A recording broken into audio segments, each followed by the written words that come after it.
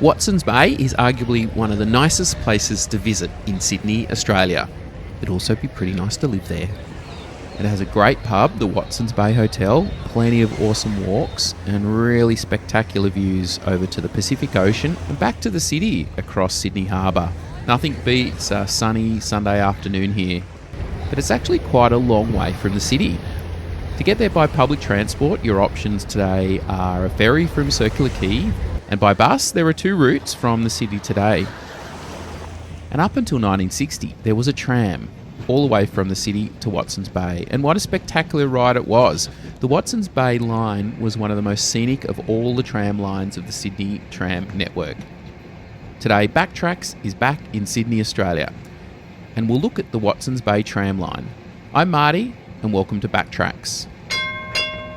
In prior videos, we have covered the tram networks of Australia and New Zealand, but today we'll dive back into the Sydney system, and specifically the Watsons Bay line. The Watsons Bay line was an independent line within the Sydney network. In fact, in itself, the number of trams that operated the line was actually larger than the whole Hobart system and about the same size as Newcastle's. The nearly 20-kilometre line for most of its life started in Erskine Street on Darling Harbour. It went through the city, up William Street to King's Cross, down Elizabeth Bay, Double Bay, through Rose Bay, then rose up to Vaucluse, past the lighthouse and the signal station, then it wound its way through the Gap Park down to Watsons Bay itself. The line was serviced by the Rushcutters Bay Depot and also the Fort Macquarie Depot, but at times towards the end it was also serviced by the Waverley Depot, which also ran the trams for the Bronte and Bondi lines. And these lines themselves are so interesting, they deserve a whole video to themselves, which we might do one day. The line actually started life in 1894 as a cable tramway, with cable dummies hauling trailers between King Street and Ocean Street Edgecliff, with the powerhouse and depot in Rushcutters Bay. And to this day, I still can't fathom the engineering that went into cable trams. Imagine trying to build with that technology today. We had a heap of trouble just trying to build an electric light rail line down George Street. Unfortunately, no examples of the cable grip trams survive from this line. This one at the powerhouse is just a mock-up using a former Melbourne tram. As I mentioned before, probably only just a minute ago, the line started at Erskine Street Wharf, where there was a loop line in New Street and Shelley Street, and then it went along Day Street to the south. Now, it's hard to trace the path of the line today as the area has been completely changed. It is where the King Street Entertainment Precinct is, and also the Western Distributor seems to have been built right over the top of Day Street. From here, it went up King Street, and King Street hasn't changed that much in terms of alignment. And the Watsons Bay line was quite unique as it was the only route in the Sydney system that had exclusive tramway use of a city street, that being King Street. All other lines had multiple routes along them. As it went up King Street, it crossed 4 separate tram lines, but today it only crosses one, and that is the light rail line along George Street. And in 1950, the line down King Street to Erskine Street was closed, apparently because it was too popular and the street was very congested. And a new terminus loop line was constructed around the Queen Victoria statue in Queen Square. The Queen statue is still there, but instead of a tram loop, there is now a pedestrian mall between St James's Church and the Supreme Court of New South Wales, which apparently I just heard has just turned 200 years old. In its golden years between 1934 and 1960, the Watsons Bay tram line used up nearly every tram in the Rushcutters Bay Depot and most of the cars from the Fort Macquarie Depot, where the Opera House stands today. In 1948, nearly 90 trams were required to manage the PM peak service, with trams departing Erskine Street on average every 40 seconds after 5 p.m. And on a normal weekday, services totaled more than 1,700 inward and outward journeys, with 50,000 people riding per day. The other interesting thing about the line was that by 1934 it was operated nearly exclusively by corridor cars. Firstly the R class, and then the R1 class, which only had one door. Now back to the tram route itself. After travelling along William Street, the trams arrived at King's Cross. They went into Darlinghurst Road and then into Bayswater Road. And it was very different back then because the King's Cross Tunnel wasn't built until 1975.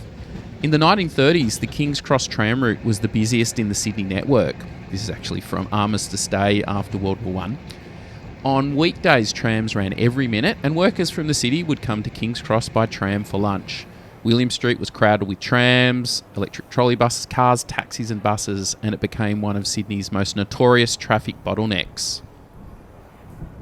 After passing the summit of King's Cross, the line headed back down to Rushcutters Bay, where we'd find the Rushcutters Bay tram depot, and it was located just to the left of these set of traffic lights. The tram depot was built in 1898 and was expanded several times as the network grew. It had 6, 8 and then 12 tracks with a traverser. And in the end, it was holding over 60 R and R1 class trams. It also housed trolley buses as well, after they were introduced in 1934. And they used the former boiler engine room for the cable network when they were removed. After the Watsons Bay line was closed in 1960, the depot was demolished. And until recently, the site has been home to the Vibe Hotel, but it's now being renovated to become apartments. And just across the way from the tram depot was the very famous, at the time, Sydney Stadium, and that was built in 1908. One of the first events was a boxing match between Tommy Burns and Jim Johnson, apparently attracted over 200,000 fans. In the early 1950s, it started to attract popular singing groups such as Johnny O'Keefe, Buddy Holly, Nat King Cole, Julie Garland, Frank Sinatra, and even 6 shows from the Beatles. And the Sydney Stadium was demolished in 1970 to make way for the Eastern Suburbs Railway. And today, the site's basically underneath the Eastern Suburbs Railway and sports grounds for the Sydney Grammar School. After leaving Rushcutters Bay in the stadium, the line rose up into Edgecliff and then back down into Double Bay. And the crossover at William Street Double Bay was the terminus of many trams. That enabled more trams to be focused on the very busy inner part of the line. The line was extended to Double Bay and Rose Bay Wharf in 1898 and then to Dover Road in 1900. Now, one very interesting fact about Rose Bay was that between 1937 and 1955 it was one of Sydney's international airports. But the airport wasn't on land, it was on the sea because it was a flying boat airbase. And it was the starting point of the Sydney to London flights, which were operated by Qantas Empire Airways and Imperial Airways on a code-share agreement. Apparently, the journey from Sydney to London took 10 days and required 30 refuelling stops along the way, what became famous as the Kangaroo Route. Then the tram climbed the hill from Rose Bay, and in the background of some of this video, you can actually see the flying boat base, which has gone, of course, along with the trams. And it went all the way up to the lighthouse and signal station at Vaucluse, where the line reached in 1903. Now, a couple of interesting things along this part of the road. The Macquarie Lighthouse is the first and the longest serving lighthouse in Australia. And there's been a navigational aid in this spot since 1791 and a lighthouse near the present site since 1880. And further along is the South Head Signal Station. It was used to give Sydney town early warning of arriving ships. And it's currently continued to be used by the Australian Volunteer Coast Guard Association. So from here, in 1909, the line reached its furthest extent when it was extended down through the Gap Park into Watsons Bay, and what a spectacular trip this was. It was basically a single track from this point on with 2 loops. The Park Loop, what it looked like then and what it looks like now today.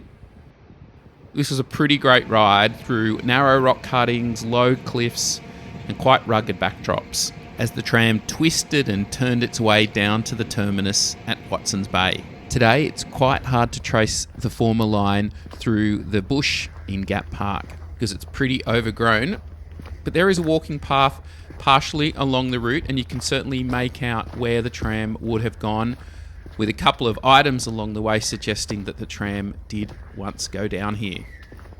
Now, interestingly, in 1949, the line from Rose Bay to Watsons Bay was closed, but it was reopened in 1950 due to public protest, and it continued right up until the end in 1960. This turnabout led to the policy being adopted that when a line closed in Sydney, the infrastructure, such as the overhead wires and the tracks, had to be removed within 24 hours after the last tram to prevent services from ever being reinstated. More on the closure of the line in a minute, actually probably in about 30 seconds. The line went back onto Military Road, past Robertson Park, and just a little bit into Cliff Street, which is right outside the present-day Watson's Bay Hotel, where I'm sure plenty of thirsty tram travellers headed straight into. Closure of the line was announced in January 1960, and the line closed 6 months later in July.